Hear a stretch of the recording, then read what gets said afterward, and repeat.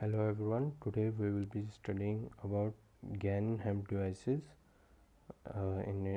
Starting with the introduction, what is GaN? GaN is actually a material just like semiconductor material, just like silicon. It is made from gallium and gallium nitride. So why it is being used?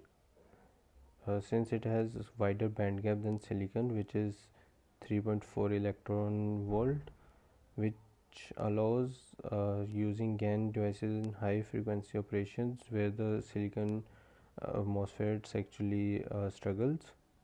So what is a HEMT? HEMT is actually nothing but high electron mobility transistors. So what we mean by high electron mobility, since in a traditional silicon MOSFET we perform doping to create the channel, it creates a number of collisions which decreases the mobility value. But in HEMTs we go with 2D electron gas that act as a wire between source and drain, and electron is only allowed. And why it is called 2D? Because electron is only allowed movement in x and y direction and is confined in z direction, hence 2D. Why it has high electron mobility? Since there is no doping, so less number of collisions, which means higher mobility for the electron. Moving on to structure, we have three contacts: source, gate and drain, where gate is the controlling terminal. Passivation layer, about which I will be explaining further on. The channel layer, aluminium gallium aluminium GaN, and then GaN layer as buffer. We are using silicon here as a substrate, but even silicon carbide and sapphire are also popularly used. Why we are not using the GaN material as substrate? Because it is very costly to make a huge block of GaN, so a thin layer is used over the substrate. Here is the nucleation layer. Nucleation layer actually decreases the mechanical stress between GaN and the substrate layer, since their crystal structure are very much different.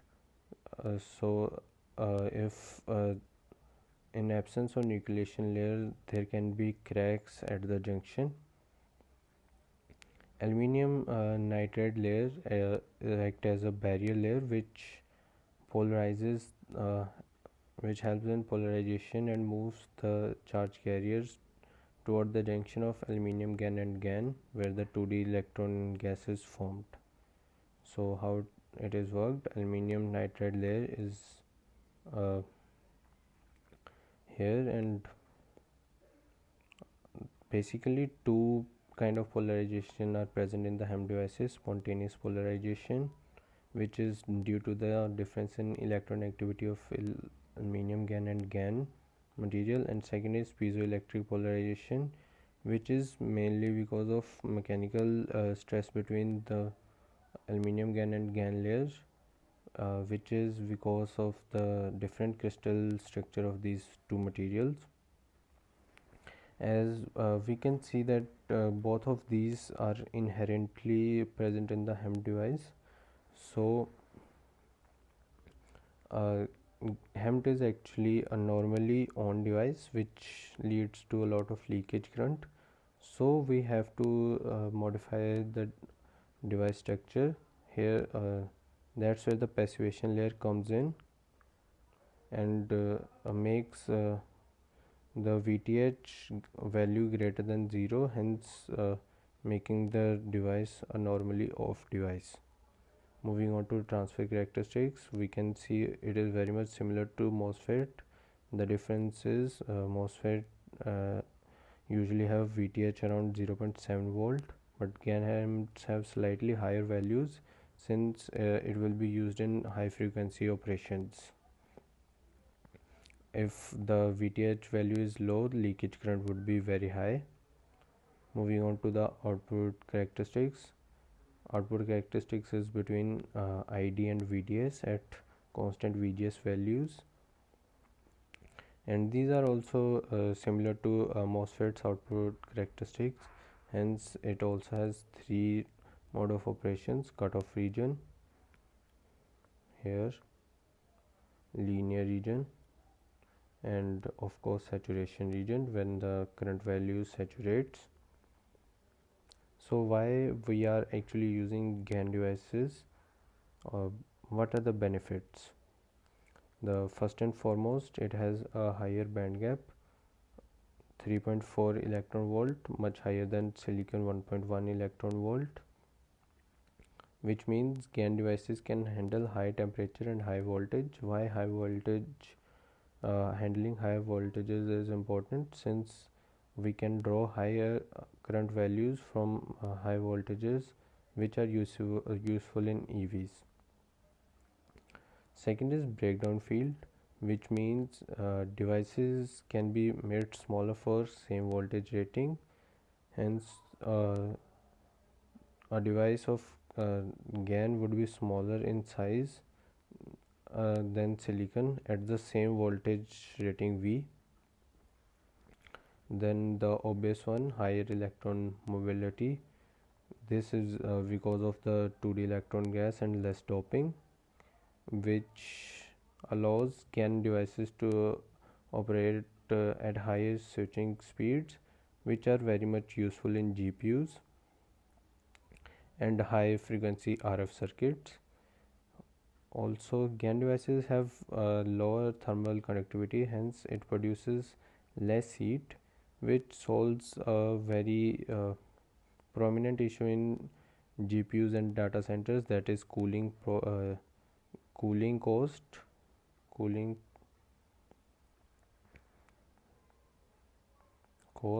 for data centers.